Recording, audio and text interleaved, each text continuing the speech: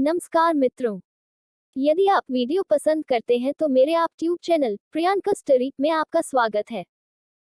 कृपया पसंद करें और साझा करें और सदस्यता लें।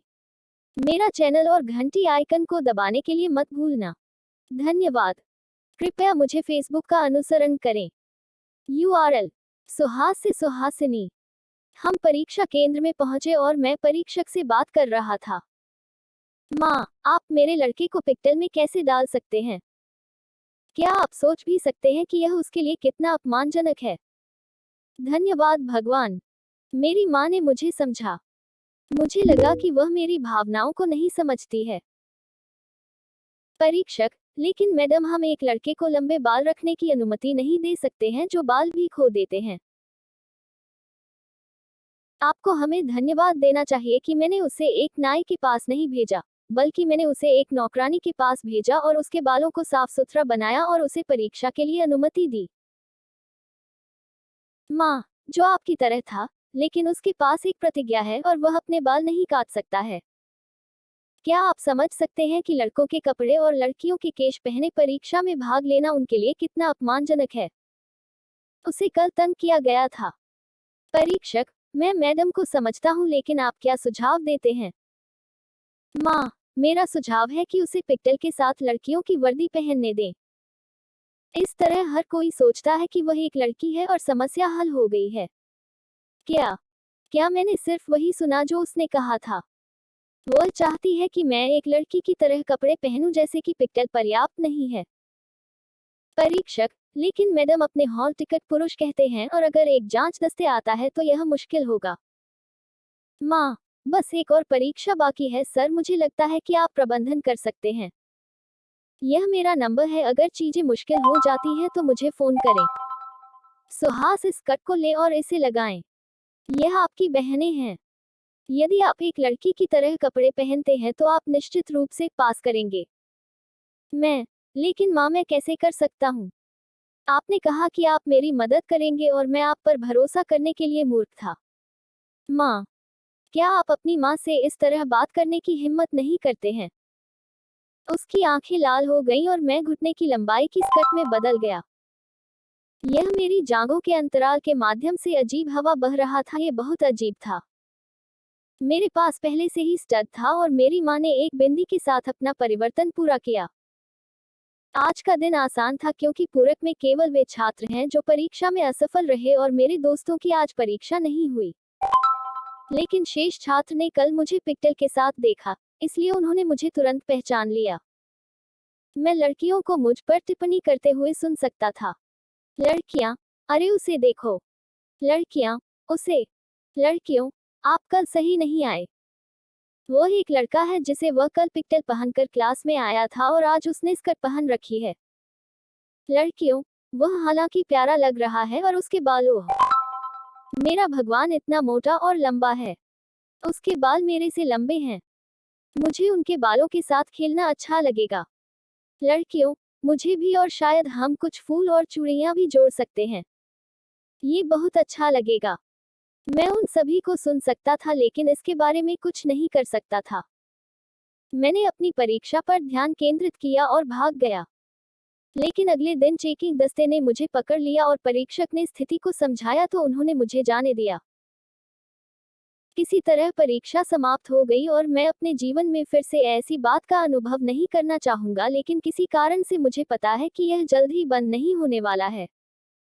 और जल्द ही मेरे परिणाम सामने आए और मैंने उन्हें मंजूरी दे दी। मेरी माँ की बातें मैं बीत गई क्योंकि मैंने एक लड़की की तरह कपड़े पहने थे और मेरे परिणामों ने उनकी मान्यताओं को मजबूत बनाया। मेरी माँ मुझे अगले गांव के एक कॉलेज में शामिल होने की योजना बना रही थी, लेकिन मैं उसे यह बताने का प्रबंधन करता हूँ कि यह एक अच्छा कॉलेज नहीं है और मैं कॉलेज में शामिल हो जाऊंगा श्रुति के साथ शहर। वह नहीं कहना चाहती थी, लेकिन वह जानती है कि अगले गांव में कॉलेज उतना अच्छा नहीं है जितना कि शहर। वह प्रबंधन से बात करने और एक लड़की के रूप में शामिल होने की योजना बना रही थी, लेकिन शहर में इन चीजों से काम नहीं चला। कम से कम मुझे लगा कि वे नहीं जीते हैं। श्रुति ने अपने कॉलेज का विवरण दिया और हमने उनसे बात करना छोड़ दिया।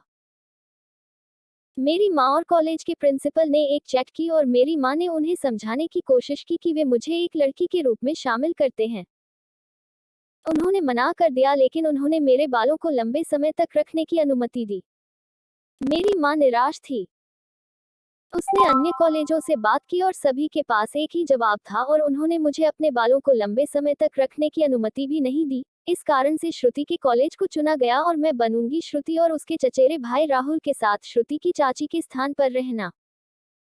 हालांकि मैं घर से दूर होने के लिए खुश हूं और फिर से एक लड़के के रूप में तैयार होने के लिए खुश हूं, लेकिन मुझे लंबे बाल होने और कॉलेज जाने से डर लगता है।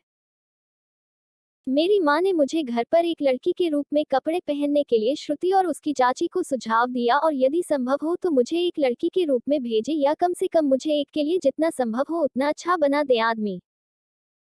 उन शब्दों ने मेरे दिल के पाउंड को तेजी से बना दिया।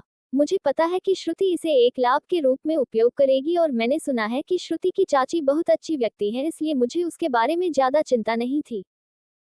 मैं मौसी के घर चला गया। यह एक बड़ा घर है। सीढ़ियां घर के बीच से ऊपर की मंजिल तक चलती हैं, जहां मैं और राहुल कमरा साझा करते हैं और श्रुति हमारे बगल के कमरे में है और हमारे पास भूतल है, एक बेडरूम के साथ एक हॉल, रसोई और भोजन क्षेत्र।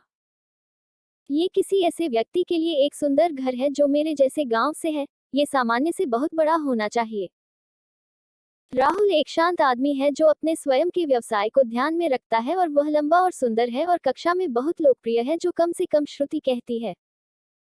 श्रुति, हे सुहास, ये कॉलेज का पहला दिन है कि आप किस हेयर स्टाइल को पसंद करेंगे? कुछ मदद चाहिए?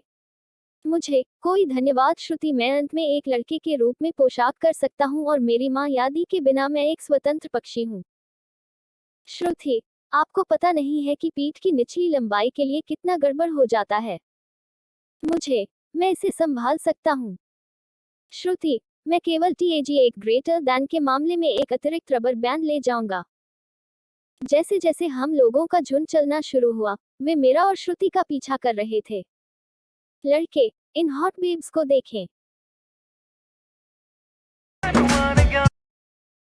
लड़के, इन हॉट बेब्स को देखें। विशेष रूप से दाईं ओर एक, वह लंबे बाल और सेक्सी शरीर। मैं बाल खींचना चाहता हूँ और उसे अपना बनाना चाहता हूँ। मुझे पसीना आने लगा और श्रुति गिड़गिड़ा रही थी। अचानक वह रुक गई और मेरे कंधे को पकड़ लिया और मुझे वापस कर दिया और मैं अब लड़कों का सामना कर रही थी। मैं देख सकता था कि चेहरे लाल और अजीब हो गए और वे हंसने लगे और श्रुति तेजी से चलने लगी और मैं घूमकर भागा। वो लड़के अभी भी सदमे में थे। राहुल अपने दोस्तों के साथ गेट पर खड़ा था। राहुल, हे, मैं आपका इंतजार कर रहा हूँ। आप मेरी कक्षा में हैं, बस सूची की जांच करे चलो। मुझे, ठीक है, लेकिन मुझे एक सेकंड दें। वापस आ जाएगा। हे श्रुति, क्या आप मेरे बालों को पोनीटेल में बांध सकते हैं? श्रुति, नहीं।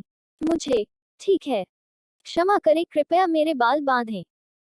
श्रुति के चेहरे पर मुस्कान थी और मैं उससे उम्मीद कर रही थी कि वह मुझे कहीं ले जाए जहां लोग आसपास न हो और मेरे बाल करें।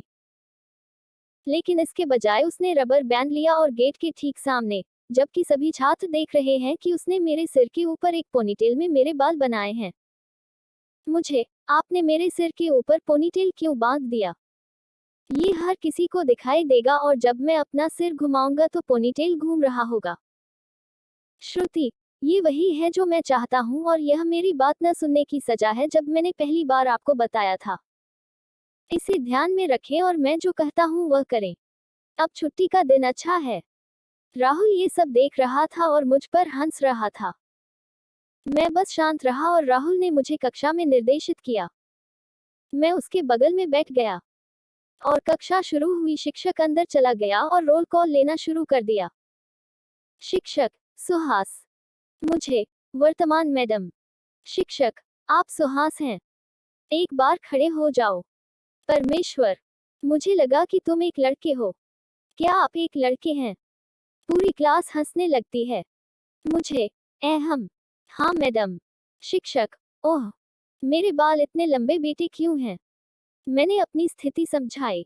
शिक्षक, ठीक है, यदि आपके पास अनुमति है कि मैं कौन हूं तो रोकें। लेकिन एक बार यहाँ मेरे पास आया लड़का।